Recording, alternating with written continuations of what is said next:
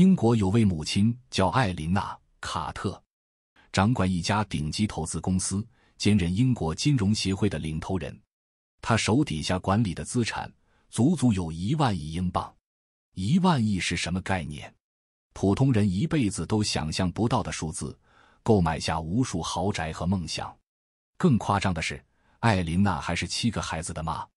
7个孩子个个出彩，大儿子拿下了剑桥大学的奖学金，大女儿已经是小有名气的独立音乐人。这样的女人简直活成了传奇。但你以为她的人生一帆风顺？太天真了。生完第1个孩子后，她的老板直接断定她没办法专心工作，把本该属于她的晋升机会甩给了别人。艾琳娜咽不下这口气，果断辞职。她从零开始，投简历被拒，再投再拒，硬是凭着一股狠劲杀进了业内顶尖的投资公司。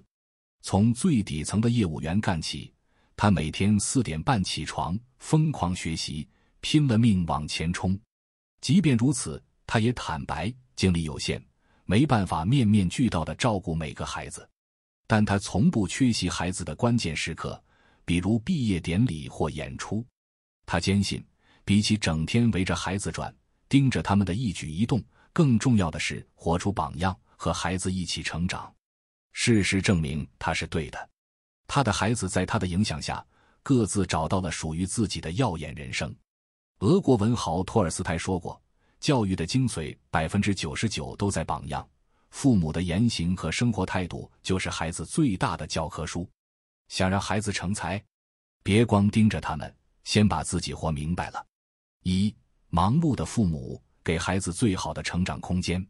网络上有人问，养孩子你踩过最大的坑是什么？一个按赞爆棚的回答直戳人心，老是死盯着孩子，揪着小事耗他们，一点不如意就焦虑发飙，亲子关系在鸡毛蒜皮的摩擦里变得剑拔弩张。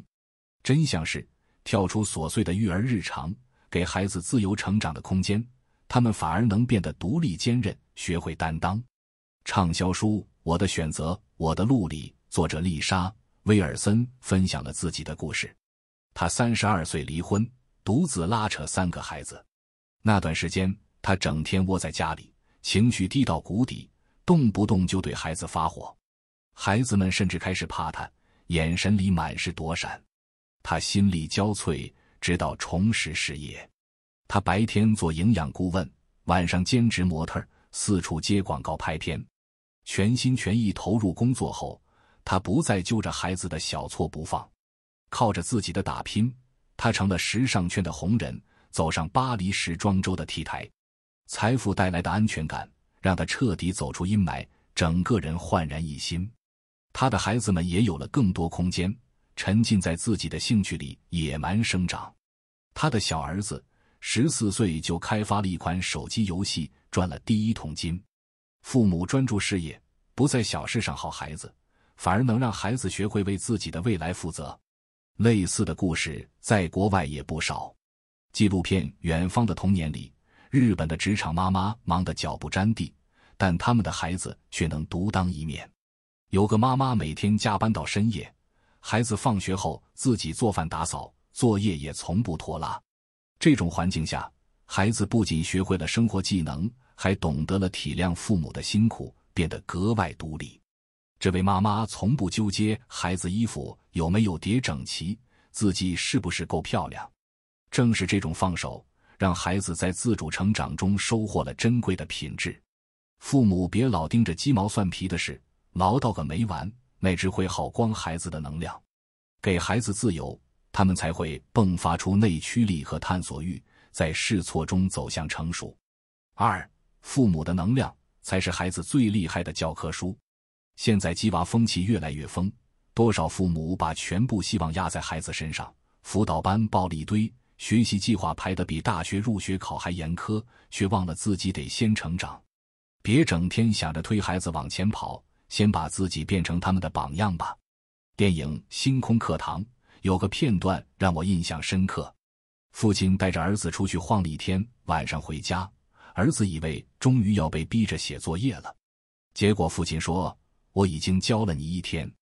原来白天他们路过一个工地，几个工人正为怎么拆一座水塔吵得不可开交。父亲上前用一根绳子解决了难题，2分钟赚了500块。他告诉儿子，这是物理里的杠杆原理，课本里都有。这一幕现场教学让儿子瞬间开窍，主动翻开了讨厌的课本，最终追上了自己的航空梦。父母嘴上怎么说重要，但更厉害的是让孩子看到你怎么做。研究表明，孩子60%以上的价值观来自观察父母的工作状态，而不是刻意说教。父母的拼搏和成长，比单纯的要求孩子听话管用10000倍。网络上有张父子合照，火得一塌糊涂。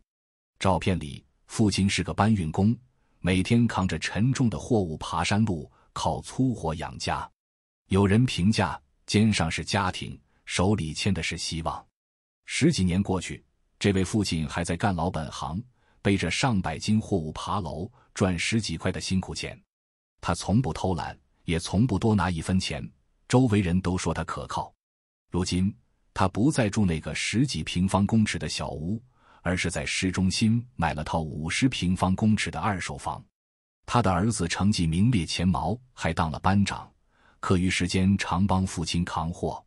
父母不一定要赚大钱，但只要你拼尽全力，孩子就能从你身上看到坚持和奋斗的闪光点，慢慢向你靠拢，变得更优秀。3. 父母的认知决定孩子的上限。贫穷的本质不是缺钱，而是父母给不了孩子自己都没有的东西，不只是房子车子，还有眼界格局和思维方式。父母的认知高度就是孩子的天花板，直接决定他们能飞多远。如果父母眼界狭窄，用老掉牙的套路教育孩子，孩子也很难突破你的局限。只有不断提升自己，接触新事物，才能为孩子打开更大的世界，带他们奔向更远的未来。我有个朋友叫张姐，40多岁了还像个年轻人，永远在学新东西。她常跑去听讲座，参加培训，专业能力甩同龄人几条街。她还特别关注教育趋势，研究最新的育儿理念。